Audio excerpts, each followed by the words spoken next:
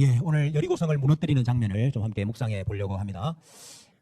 여호수아서를 좀 이해하려고 하면은 먼저 가나안 땅을 정복하는 것이 무슨 의미냐 하는 것을 좀 알아야 돼요. 여호수아서의 주 내용이 가나안 땅을 정복하는 내용이거든요. 근데 가나안 땅을 정복한다는 게 무슨 뜻이냐, 무슨 의미가 있느냐 하는 것을 좀 알아야 합니다. 가나안 땅이 어떤 의미죠? 이스라엘이 왜 가나안 땅을 차지해야 되나요? 예, 가나안 땅의 의미가 뭐냐면 하나님께서 자기 백성과 만나시려고 하면 뭐 어디서든지 다 만나실 수 있잖아요. 하나님이 무소부재하신 하나님이라 그러잖아요. 하나님이 안 계신 곳이 없다 그렇게 우리는 믿거든요. 하나님 어디서든지 다 자기 백성을 만나실 수 있어요. 그런데 하나님은 특별히 한 곳을 정하셔요. 왜 한 곳을 정하셔요? 그건 하나님 마음이에요. 하나님한테 물어보든지 따지든지. 하나님이 내 백성과 만나서 함께 살고 교제할 장소를 하나 정하셨어요. 그 장소가 바로 구약시대에는 가나안 땅입니다. 그러니까 하나님이 임재하시고 자기 백성이 있고 거기서 하나님과 자기 백성 사이에 교제, 예배, 섬김, 함께 사는 것이 이루어지는 땅, 장소가 어디냐? 그게 가나안 땅입니다. 하나님이 약속하신 땅이라고 했을 때 그 의미죠. 여러분, 가나안 땅은 예표입니다. 구약시대 예표예요. 그러니까 예표라는 말은 처음부터 끝까지, 저기 태초부터 시작해가지고 마지막 때까지 그 땅에서 하나님이 자기 백성을 만나신다. 그 뜻이 아니고 구약시대 백성들에게 주신 예표라, 예표. 그림자 땅이라, 그림자 땅. 우리는 더 이상 그 가나안 땅에서 하나님 만나는 게 아니에요. 우리는 어디서 하나님을 만납니까? 하나님이 어디 임재하셔서 우리를 찾아오시고 만나시고 우리와 교제하시고 함께 사셔요? 예수 그리스도 안에서입니다. 예수 그리스도 안에서. 그래서 가나안 땅은 예수님에 대한 예표예요. 성전도 예수님에 대한 예표듯이 가나안 땅도 예수님에 대한 예표라. 다시 말하면 우리는 예수님 안에서만 하나님께 나아갈 수 있고 하나님을 만날 수 있고 하나님을 예배할 수 있고 하나님과 함께 살 수 있어요 하는 것을 구약시대에 미리 보여준 그림자이자 예표가 가나안 땅이다 그 말입니다. 오늘날 우리에게 있어서 가나안 땅은 어디예요? 예수 그리스도 안이 가나안 땅입니다. 그리고 예수님이 나와 하나다 이렇게 말씀하신 곳이 있죠. 그게 어디예요? 교회예요. 교회. 교회가 내 몸이다 그랬어요. 예수님이 머리고 교회는 몸이라 그랬어요. 교회와 예수님 분리할 수가 없습니다. 네. 여러분, 교회를 오해하시면 안 돼요. 교회는 단지 사람들의 모임이 아니에요. 사람들이 모여가지고 그냥 생겨난 단체가 아니에요. 예수님과 연합되어 있는 신적 공동체예요. 교회가 가나안 땅입니다. 예수님이 가나안 땅이고 교회가 가나안 땅이라고. 네. 자, 하나님께서 구약시대 이스라엘 백성들에게 가나안 땅을 주시겠다고 약속하셨어요. 자, 약속하셨으면 그냥 이스라엘 백성들이 걸어 들어가가지고 그냥 거기서 살면 되는 거 아니에요? 그렇게 안 하시고 그렇게 약속하신 땅을 주시지 않고 너희가 요렇게 해야 그 땅을 얻을 수 있다 이렇게 하셨어. 그게 뭐예요? 그게 정복이에요. 가나안 땅 정복. 그러니까 여러분, 가나안 땅 정복의 의미도 이게 그냥 민족 전쟁이 아니에요. 종교 전쟁이 아니에요. 어떻게 하면 하나님이 우리에게 주신 약속을 차지할 수 있느냐, 하나님이 우리에게 하신 약속이 어떻게 우리 가운데 이루어질 수 있는가를 보여주는 게 가나안 정복 전쟁이에요. 하나님은 전쟁이라는 방식으로 우리에게 약속을 주시는 거라. 사실은 믿는 자에게 주시는 거 아닌가요? 하나님의 약속은? 그렇잖아요. 하나님이 믿는 자에게 하나님이 하신 약속을 이루어 주셔요. 우리에게 원하시는 것은 단 하나 있어요. 믿음이잖아요. 내가 믿습니다 이렇게 하면 그럼 가나안 땅 주시면 되잖아. 근데 왜 전쟁을 하게 하십니까? 왜 가나안 땅에 살고 있는 가나안 족속들과 전쟁을 하고 그들을 물리치고 몰아내야 가나안 땅을 주신다고 하셔요? 왜 전쟁이라는 방법으로 하나님의 약속을 이루어 주세요? 전쟁의 의미가 믿음을 드러내는 방법이기 때문입니다. 하나님은 믿음을 원하시는 거예요. 믿는 자에게 하나님이 자기 약속을 이루어 주시는 거예요. 그런데 믿음을 어떻게 표해요? 너 믿음 있는지 없는지 어떻게 알아요? 하나님이 하신다는 거 믿음 있는 거 없는 거 어떻게 알아요? 그게 전쟁을 통해서 드러나는 거라고. 믿음의 표시가 전쟁입니다. 종교 전쟁 아니에요. 민족 전쟁 아니에요. 믿음을 드러내는 전쟁이라고. 가나안 정복의 의미를 여러분 좀 아셔야 돼요. 이거 모르면 여호수아서를 전혀 이해할 수가 없어요. 그러면 오늘 우리에게 그 가나안 정복이 보여주는 게 뭐냐? 두 가지인데, 첫째는 대적을 몰아내야 하나님의 약속이 이루어진다는 거예요. 대적을 몰아내야 돼. 하나님의 약속이 이루어지는 일에 있어서 항상 대적이 있어요. 방해하는 자들이 있어요. 가로막는 자들이 있어요. 그들을 몰아내야 하나님의 약속이 이루어져요. 그래서 가나안 족속들을 몰아내는 거거든요. 예수님께서 왜 이 땅에 오셔가지고 귀신을 내쫓는 일들을 하셨나요? 네? 예수님께서 이 땅에 오셔가지고 귀신을 쫓아내는 일들을 하셨어. 그거 왜 하셨어요? 그게 하나님께서 지금 예수님께서 오셔가지고 너희들에게 구원을 베풀어 주시고 안식을 이루어 주시고 하나님의 약속을 이루어 주시는데 그러려고 하면 먼저 대적이 쫓겨나가야 된다. 하나님 나라의 대적들이 적들이 쫓겨나가야 된다 하는 것을 보여주는 거고 그 일을 예수님이 하시는 거예요. 그래서 마귀와 사탄을 내어 쫓는 일들을 하시는 거예요. 왜? 그들을 내어 쫓아야 가나안 땅을 얻는 거거든. 또 하나는 믿음을 드러내는 방법이다. 자, 그래서 오늘 우리에게 만약에 적용을 한다면요. 여호수아서의 내용을 우리에게 적용한다면 우리가 예수 그리스도 안에 거하기 위한 영적 전쟁이 있습니다. 이렇게 적용할 수 있어요. 이스라엘 백성들은 가나안 땅 차지하기 위해서 하나님이 약속으로 주신 그 땅을 차지하기 위해서 가나안 족속들과 싸우는 싸움이 있었잖아요. 우리들에게는 아까 가나안 땅의 실체가 예수님이라고요. 우리는 예수 그리스도 안에 거하기 위한 영적 전쟁이 있는 거예요. 사탄과 마귀와 영적 전쟁이 있다 이거예요. 사탄과 마귀는 항상 우리가 예수 그리스도 안에 거하지 못하도록 방해합니다. 가로막습니다. 어떻게 하든지 우리가 그리스도 밖으로 떨어져 나가도록 애를 써요. 우리가 그것과 싸워가지고 그들을 오히려 몰아내고 이겨야 그리스도 안에 거할 수 있다 하는 것을 보여줘요. 우리에게 영적 전쟁이 있다 하는 것을 보여주는 겁니다. 교회를 건설하고 교회를 확장하는 일에 있어서 영적 전쟁이 있습니다. 아까 가나안 땅은 예표고 실체가 교회라면서요. 교회가 확장되고 교회가 건설되는 이 일을 위해서도 뭐가 있어요? 영적 전쟁이 있어요. 믿음의 전쟁이 있어야 된다. 난 믿습니다. 그냥 손 들면 하나님이 다 알아서 해주시는 게 아니고 내 믿음을 드러내야 되는 거예요. 그 드러내는 것이 영적 전쟁을 통해서 드러나는 거죠. 자, 이 사실이 내 삶과는 아무 상관이 없을까요? 내 삶과는. 학업을 해야 되는, 진학을 해야 되는, 취업을 해야 되는, 결혼을 해야 되는 내 삶과는 아무 상관이 없을까요? 사업을 하고 가정을 이루어야 되는 이 일과는 아무 상관이 없을까요? 내 삶이 하나님과 아무 상관이 없는 사람은 이게 상관이 없어요. 근데 우리는 그렇지가 않거든. 내가 사는 것이 아니고 내 안에 그리스도께서 사시는 거라면서. 내가 그리스도 안에 살고 있다고요. 너희가 먹든지 마시든지 무엇을 하든지 하나님의 영광을 위해서 하라. 우리는 우리 자신을 위해서 살고 있는 사람들이 아니거든요. 예수 그리스도 안에서 하나님의 영광을 위해서 살고 있는 사람들이거든요. 우리가 하는 모든 것들이 사실은 다 이것과 연관이 있습니다. 나의 모든 일들이 하나님의 약속을 받는 일, 하나님의 약속을 누리는 일하고 연관이 돼 있다고. 내가 그리스도 안에 살고 있기 때문에. 그리스도 안에서 내가 하는 모든 일들이 사실은 다 하나님의 약속이 내 안에 이루어지는 것하고 관련이 있는 일들이라고요. 그러니까 우리가 하는 모든 일들은 사실은 가나안 정복과 다 관련이 있는 것입니다. 내가 그리스도 안에 사는 인생이 되기 위해서 우리가 치러야 되는 믿음의 전쟁들이 있는 거예요. 자, 그게 어떻게 가능하냐 하는 것을 여호수아가 잘 보여주거든요. 그 중에 오늘 우리 이 여리고성을 정복하는 내용을 좀 보려고 하는 것입니다. 여리고성은 가나안 땅의 첫 번째 성입니다. 이 첫 번째 성을 어떻게 무너뜨리느냐 하는 것이 이스라엘이 가나안을 정복하는 방법이 뭐냐 하는 것을 보여주는 본보기고 샘플이죠. 자, 여러분, 여리고성을 어떻게 정복했습니까? 고대에 성을 정복하는 방법은 크게 세 가지였어요. 하나는 위장을 하거나 속임수를 써가지고 성 안으로 들어가는 거예요. 그래서 그리스의 트로이 목마 같은 방법이 그런 거잖아요.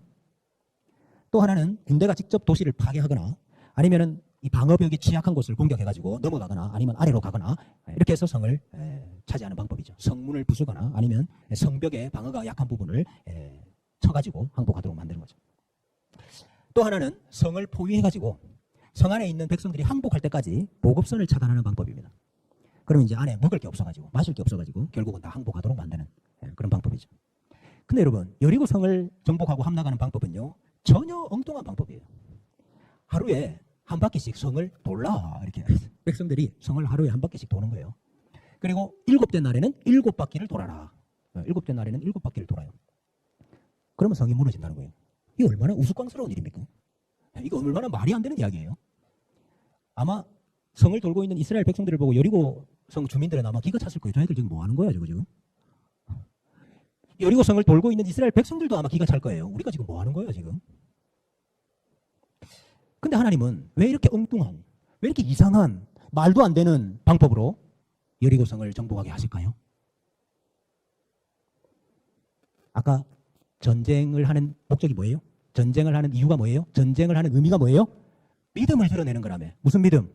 내가 하는 게 아니라 하나님이 하시는 겁니다 하는 믿음이거든요. 내가 이루는 게 아니라 하나님이 이루십니다 하는 믿음을 원하시는 거거든요. 성을 무너뜨리는 분이 하나님이십니다. 전쟁을 하시는 분이 하나님이십니다. 가나안을 정복하게 하시는 분이 하나님이십니다 하는 그 믿음을 너네들 뭐로 드러낼래? 전쟁이라는 방법으로 드러내라는 거예요. 그래서 이스라엘이 뭔가 뭐 전투력이 강하고 이스라엘이 뭔가 전쟁을 잘해가지고 하나님이 여리고성을 차지하게 하시는 게 아니고 말도 안 되는 방법인 하나님의 말씀에 순종하는 방법으로 여리고성을 차지하게 하신다. 여러분 이해가 되세요? 하나님은 전쟁을 통해서 믿음을 보고 싶은 거예요. 정말 말이 안 되고 우스꽝스럽고 불가능한 그 하나님의 말씀에 순종하는 것을 통해서 아, 너네가 정말 믿음이 있구나. 내가 한다는 믿음이 있구나. 그걸 드러내기를, 보기를 원하시는 거예요. 왜 이렇게 어처구니가 없고 말도 안 되는 방식으로 전투를 하게 하십니까? 우리의 믿음을 시험하시기 때문에. 하나님의 약속과 말씀에 대한 순종을 테스트하시는 거예요. 고린도전서 1장 25절에 보면 하나님의 어리석음이 사람보다 지혜롭고 하나님의 약하심이 사람보다 강하니라. 하나님은 이 고백을 좋아하시거든요. 내가 지혜롭고 내가 힘이 세고 내가 강하고 내가 뭘 잘해가지고 하나님의 일이 이루어졌다. 이걸 하나님 너무너무 싫어하시거든요. 그래서 히브리서 11장 30절에 보면 믿음으로 7일 동안 여리고를 도니 성이 무너졌으며 성을 돈 행위가 뭐라고 이야기하고 있습니까? 믿음으로 성을 7일 동안 돌았더니 성이 무너졌다. 하나님은 믿음을 원하시는 거죠. 어떤 믿음? 내가 하는 것이 아니고 하나님이 하십니다 하는 믿음을 원하시는 거죠. 하나님이 하시는 것이기 때문에 다른 사람이 볼 때는 말이 안 되는 것, 어리석어 보이는 것, 약한 것, 그런 것을 하나님은 오히려 우리에게 주시고 원하시고 그것을 순종하기를 하나님은 원하고 계시는 거예요. 자, 그들이 여리고성을 어떻게 돌았습니까? 우리는 백성들이 성을 돌았다 하는 여기에 강조점을 많이 두지만 사실은요, 성경에서 이 강조점을 두는 것은 백성이 돌았다 하는 것보다는 백성들 앞서서 언약궤와 나팔이 돌았다 하는 것을 강조하고 있습니다. 오늘 우리가 읽었던 본문에도요, 언약궤와 나팔이 계속 나옵니다. 그러니까 백성이 돌았다 하는 것보다는 백성들 앞서서 언약궤가 가고 나팔을 불었다. 그러니까 백성들은 아무것도 한 일이 없어요. 백성들은 입도 뻥긋하지 말라고 그래요. 침묵하게 했어요. 말을 하지 마라, 너네들은. 그러니까 아무 말도 안 하고 그냥 돌았어. 돌면서 들리는 소리는 뭐예요? 나팔 소리만 들렸어요. 여러분, 언약궤와 나팔 소리가 의미하는 게 뭡니까? 언약궤, 하나님의 임재의 상징이거든요. 나팔 소리가 뭘 상징하죠? 이스라엘 백성들이 진군을 할 때, 전쟁하러 나갈 때 백성들을 어떻게 모으는지 아십니까? 나팔을 불어서 모아요. 왜 나팔을 불어서 모을까요? 하나님이 출전하신다. 하나님이 일어나셨다. 하나님이 이제 전쟁하러 나가신다. 그러니까 너네들도 빨리 전쟁하러 나가야 돼. 그걸 보여주는 게 나팔 소리거든요. 나팔 소리는 하나님이 일어나신다, 하나님이 일하신다, 하나님이 나가신다 하는 걸 보여주는 상징이에요. 민수기 10장 9절에 보면 또 너희 성에서 땅에서 너희가 자기를 압박하는 대적을 치러 나갈 때는 나팔을 크게 불지니 그리하면 너희 하나님 여호와가 너희를 기억하고 너희를 너희의 대적에게서 구원하시리라. 너희가 대적하러 전쟁하러 나갈 때 나팔을 크게 불어라. 왜? 그러면 하나님이 일어나시고 하나님이 나가실 것이기 때문에. 나팔 소리는 하나님이 나가신다, 하나님이 일하신다 하는 표라고요. 여러분 생각해 보세요. 백성들이 한 건 아무것도 없어. 언약궤와 나팔 소리가 먼저 나가는 거예요. 그리고 백성들은 아무 말 없이 뒤따라가는 거예요. 언약궤와 나팔 소리가 앞서 나가는 전쟁입니다. 다시 말하면 하나님이 먼저 나가는 전쟁이고 하나님이 하시는 전쟁이에요. 우리는 하나님이 하시는 일에 아무것도 할 것이 없습니다가 침묵입니다.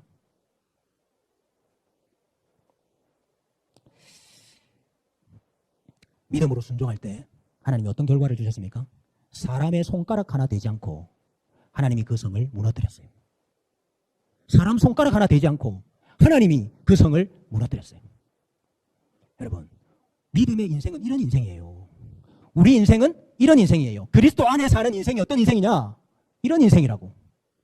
내가 내 힘으로, 내 노력으로, 내 능력으로, 내 지혜로 하나님의 약속을 이루어내는 인생이 아니고 하나님이 앞서가시고 하나님이 먼저 행하시고 우리는 그 뒤를 따라가는 순종,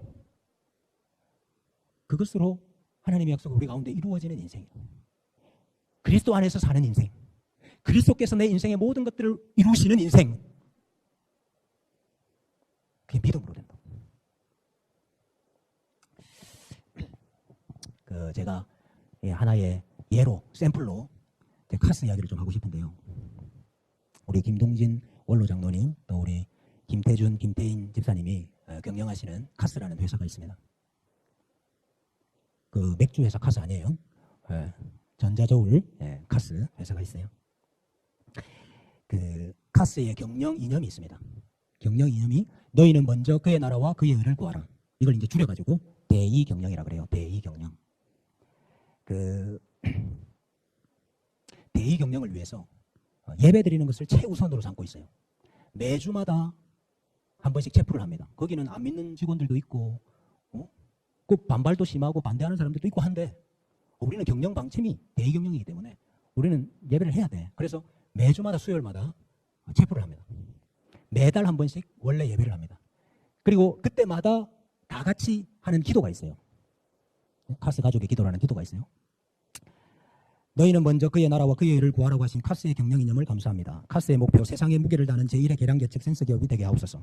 카스의 5대 행동 강령, 스스로 미리 생각, 현장 확인, 즉시 행동, 책임진다를 실천하여 이익 창출하게 하옵소서. 원래 이게 저기 5대 행동 강령이 있었거든요. 스스로 미리 생각, 현장 확인, 즉시 행동, 책임진다.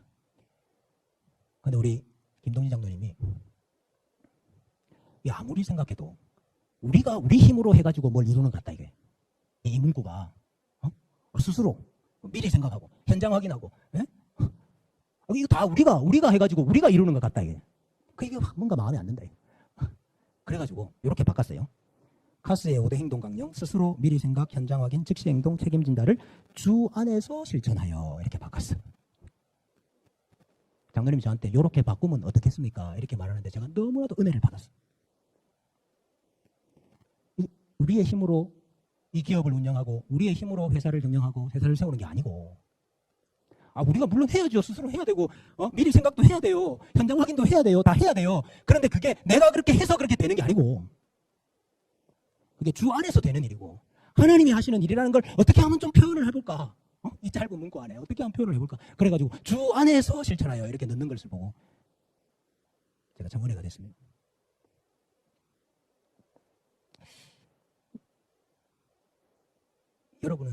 여러분의 인생에서 이게 내가 하는 게 아니라 하나님이 하시는 거다. 내 안에 그리스도께서 하시는 일이다 하는 표가 뭐예요? 내 인생을 내가 살고 있는 게 아니고 내 안에 그리스도께서 하시는 일이다. 하나님이 앞서가셔서 하시는 일이다 하는 표가 뭐냐고. 그냥 나 믿어요 이렇게 손들면 되는 게 아니에요. 여러분 표가 있어야 돼요. 하나님 표를 원하시잖아. 말씀 한마디로 여리고서 무너지게 하실 수 있지만 처원에 없는 방법으로 7일 동안 돌게 하시잖아요. 표를 원하신 거잖아. 믿음의 표. 여러분의 인생에서 믿음의 표가 뭐냐고. 하나님이 행하신다는 표가 뭐냐고. 여러분이 공부를 합니까? 학업을 합니까? 진학을 해야 됩니까? 표가 뭐예요? 내가 하는 게 아니고 하나님이 하신다는 표가 뭐냐고. 내가 취업을 해야 돼요? 결혼을 해야 돼요? 내가 하는 게 아니고 하나님이 하시는 겁니다. 표가 뭐냐고. 여러분의 인생에서 그 표가 없어요. 멀었어요 아직. 여러분 표를 가져야 돼요. 하나님이 하신다는 증거가 있어야 된다고 내 삶에서. 그 증거 중에 큰 하나 여러 가지가 있겠어요. 그게 다 각각 다를 수 있어요. 내가 하는 게 아니고 하나님이 하시는 일이다. 나는 이렇게 고백한다. 그게 다 다를 수 있다고. 근데 최소한 여리고성이 무너지는 이 장면을 통해서 봤을 때는 말씀이 앞서가야 되는 거구나. 여러분 나팔 소리는 말씀을 상징하는 거거든요. 하나님이 말씀으로 임재하시잖아요. 내가 하기 전에 말씀이 앞서가야 되는 거구나. 그래서 여러분 우리가 아침마다 말씀 묵상해야 되는 겁니다. 그게 하나님이 하신다는 내 믿음의 증거가 된다고. 표가 된다고. 여러분 말씀 읽어라 이게 의무사항이라서 아닙니다. 내가 아니라 하나님이 하신다는 그게 증거고 표고. 여러분 하나님은 테스트하십니다. 우리의 믿음을 테스트하세요. 네가 진짜 믿음이 있는지 없는지를 테스트하신다고. 그 테스트에 순종해야 돼. 정말 하나님이 하신다는 걸 말도 안 되는 방법이라 할지라도 순종함으로 그 테스트를 통과하셔야 돼요, 여러분. 그래야 그리스도의 인생이 되고 그리스도께서 행하시는 인생이 되고 그리스도 안에 거하는 인생이 되고 하나님의 약속이 이루어지는 인생이 되는 겁니다. 우리 청년들, 우리 성도님들, 왜 내 앞에 난공불락 같은 성이 있나? 왜 내 앞에 홍해가 가로막고 있나? 불평만 하고 있지 말고 지금 하나님이 나한테 믿음의 시험을 원하시는구나. 네 믿음이 어디 있는지를 드러내기를 원하시는구나. 여러분 그것을 발견하셔야 돼요. 믿음을 드러낼 때 우리의 손으로가 아니라 하나님의 손으로 모든 것을 이루실 것입니다. 우리의 손으로가 아니라 하나님의 손으로 모든 것을 이루실 것입니다. 이 땅을 살면서 여러분 앞으로도 크고 작은 여리고성을 다 만나게 될 것입니다. 이 모든 것이 우리의 믿음을 테스트하시는 하나님의 방법인 줄로 알고 믿음으로 그 모든 시험들을 보시기를 바랍니다. 그리고 하나님이 앞서 나가신다는 믿음으로 언약궤와 나팔 소리를 앞세움으로 하나님을 뒤따라가서 하나님이 이루시는 인생들 다 되시기를 주님의 이름으로 축복합니다.